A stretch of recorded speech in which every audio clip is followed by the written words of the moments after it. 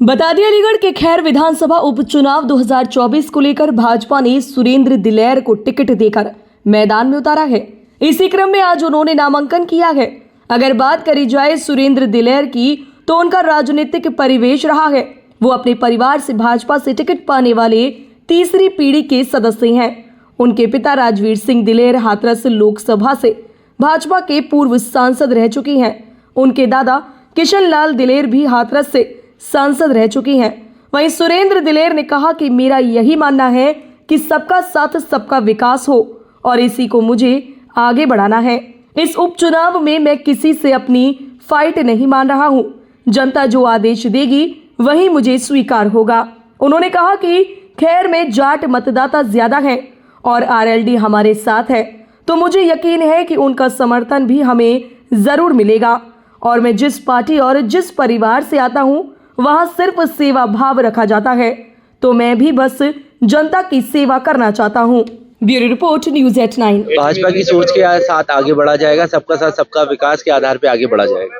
तो क्या कहेंगे, मुद्दे क्या क्या रहने वाले, किन मुद्दों के बीच जनता? देखिए, मुद्दे बहुत अन्य प्रकार के होते हैं। सबसे पहला मुद्दा तो विकास ही होता है और विकास बढ़ चढ़ कर कराया जाए, उसी आधार पे काम करा जाएगा। यहाँ जाम की एक बहुत बड़ी समस्या है जी। लगातार देखा जाता है, अगर दिल्ली से या इधर से निकले तो एक जाम की बड़ी समस्या है, उसको लेकर क्या कहेंगे? देखिए, जैसा कि आपको पता है कि हमारे यहाँ से एक बाईपास स्वीकृत हो चुका है, जल्द से जल्द वो पूरा हो जाएगा और ये जाम की समस्या कम हो जाएगी। अग्निवीर का मुद्दा यहाँ पर एक बड़ा मामला रहा था, जगताई चौकी में आग भी लगा दी गई थी और आपकी विधानसभा में पड़ता है। किसानों के बीच में किस मामलों को लेकर आप जाइए और अग्निवीर को लेकर क्या कहेंगे आप? देखिए, ये शीर्ष नेतृत्व का मामला है, वो अपना सोच विचार करके जो भी इसमें निर्णय लेंगे उसका सम्मान करा जाएगा। ट्रॉमा सेंटर की मांग यहाँ पर लगातार उठ रही है।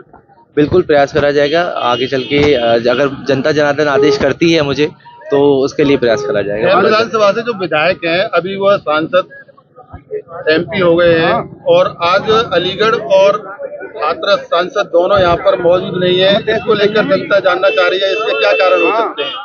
नहीं, वो मौजूद हैं, वो आए थे, वो किसी कारण वो कार्यक्रम में आए थे। यहाँ तक नहीं आ पाए। यहाँ तक नहीं आ पाए। वो वहाँ पे कार्यक्रम अभी भी चल रहा है, जैसा कि आपको पता है। आधे जनप्रतिनिधि सभी वही है और समस्त भाजपा परिवार एकजुट होकर मुझे इलेक्शन लड़ा रहा है और सबका बहुत बहुत धन्यवाद और आभार। देखिए, पश्चिम उत्तर प्रदेश में भारतीय जनता पार्टी और लोकदल दो ही पार्टी हैं, तीसरी का तो कोई अस्तित्व नहीं है। वो दोनों इस तरह मिल गए हैं जैसे दूध में पानी होता है, वो फिर वो दूध ही हो जाता है। अब तक यहाँ भारतीय जनता पार्टी के हमारे उम्मीदवार 80,000 वोट से एक बार जीते हैं। लोकदल के भी 30-30, 40-40 हजार से जीतते रहे हैं।